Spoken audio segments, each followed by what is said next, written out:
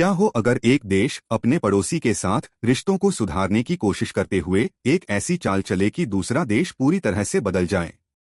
क्या हो अगर एक देश अपनी गलतियों को सुधारने के बजाय अपने ही विनाश का रास्ता चुने। क्या हो अगर एक देश इतना बेबस हो जाए कि उसे सोने के बदले खाना खरीदना पड़े। बांग्लादेश और भारत के बीच तनाव बढ़ता जा रहा है। एक तरफ भारत लगातार बांग्लादेश की गलतियों को सुधारने की कोशिश कर रहा है, दूसरी तरफ बांग्लादेश है कि मानने को तैयार ही नहीं। लेकिन अब जो हो रहा है वो चौंकाने वाला है। क्या भारत ने बांग्लादेश के खिलाफ शिकंजा कसना शुरू कर दिया है?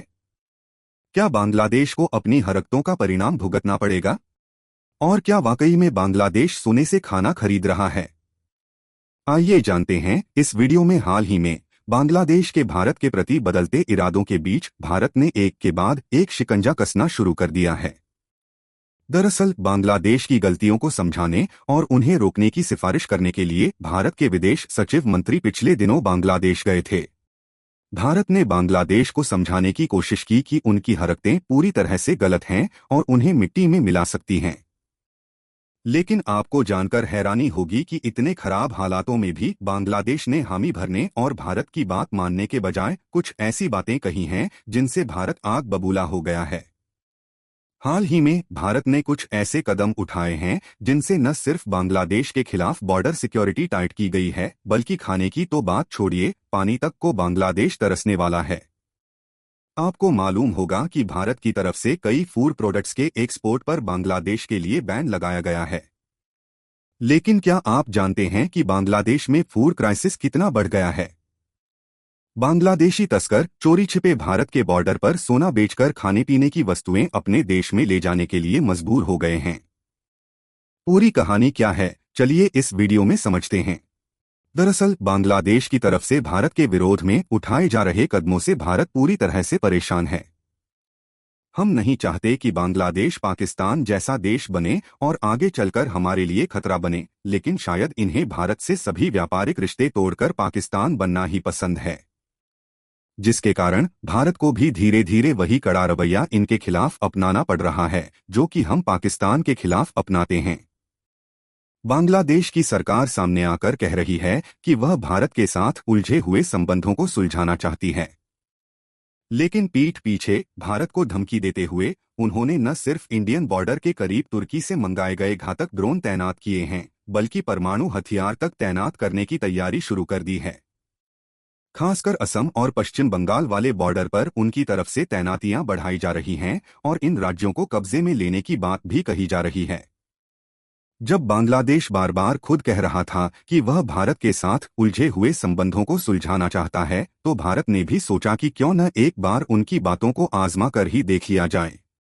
और भारत ने भी तय कर लिया है कि बांग्लादेश का भारत के साथ रिश्ते तभी सुधरेंगे जब वहां के हिंदुओं पर हो रहे अत्याचार बंद किए जाएंगे और मानवता के तरीके से देश को आगे बढ़ाया जाएगा।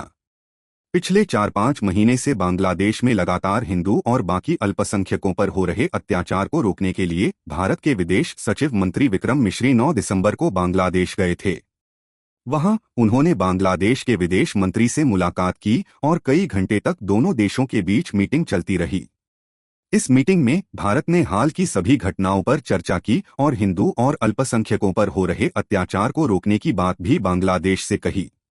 यह मीटिंग इतने समय तक चली कि भारत और बांग्लादेश के बीच पिछले 4-5 महीनों से जितनी भी घटनाएं हुई हैं, सभी पर चर्चा की गई। लेकिन बांग्लादेश की तरफ से जो जवाब आया वह चौंकाने वाला है। बांग्लादेश को अपनी गलती स्वीकार करनी चाहिए थी और भारत को आश्वासन देना चाहिए था, लेकिन इसके बजाय उन्होंने कहा कि उनके देश में सभी लोग अपने धर्म की रक्षा करते हुए स्वतंत्र हैं और हालात बिल्कुल भी बिगड़े नहीं हैं। उन्होंने यहां तक कह दिया कि अल्पसंख्यकों पर हो रहे हमले उनका घरेलू मामला है और किसी भी दूसरे देश को टिप्पणी करने का अधिकार नहीं है। बांग्लादेश जानबूझकर भारत की बातों को उल्टा सीधा घुमा रहा है ताकि भारत उनके मामले में हस्तक्षेप न करे। लेकिन भारत भी चुप बैठने वाला नहीं है। भारत ऐसे निशाने को टारगेट कर रहा है जिससे बांग्लादेश के पैरों पर कुल्हाड़ी मारी जा सके और उनके देश की अर्थव्यवस्था को ही खत्म कर दिया जाए। इसमें से सबसे बड़ा फैसला है नदी जोड़ो परियोजना, जो कि बांग्लादेश को मिट्टी में मिला सकती है। बांग्लादेश की ज्यादातर नदियां भारत से होकर गुजरती हैं। इस परियोजना के तहत भारत की 30 नदियों को जोड़कर ऐसी नदियों में शिफ्ट किया जाएगा जो सूखी हुई हैं। बांध बनेगा और उस बांध में टरबाइन का इस्तेमाल करके रिन्यूएबल एनर्जी के तहत बिजली भी पैदा की जाएगी।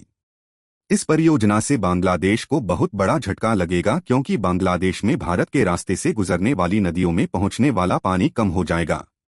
इसके अलावा भारत ने आलू और प्याज जैसी रोजमर्रा की चीजों के निर्यात पर भी प्रतिबंध लगा दिया है, जिससे बांग्लादेश में इनकी कीमत बहुत बढ़ गई है।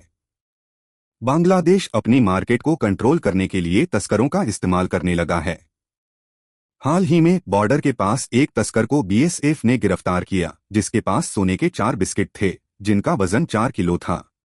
पता चला है कि इन तस्करों ने भारत को सोना देकर 200 मिलियन टन प्रतिबंधित फूड प्रोडक्ट्स लिए हैं। अगर आगे भारत और भी एक्शन लेता है तो बांग्लादेश कहीं का नहीं रहेगा। आपको क्या लगता है कि बांग्लादेश की इन हरकतों का जवाब कैसे देना चाहिए? अपनी राय कमेंट में जरूर बताएं और इस वीडियो को एक लाइक करके अपने दोस्तों को शेयर जरूर करें। इसी तरह और भी नॉलेजेबल वीडियो देखने के लिए चैनल को सब्सक्राइब करके बेल आइकन को ऑल पर जरूर सेलेक्ट करें।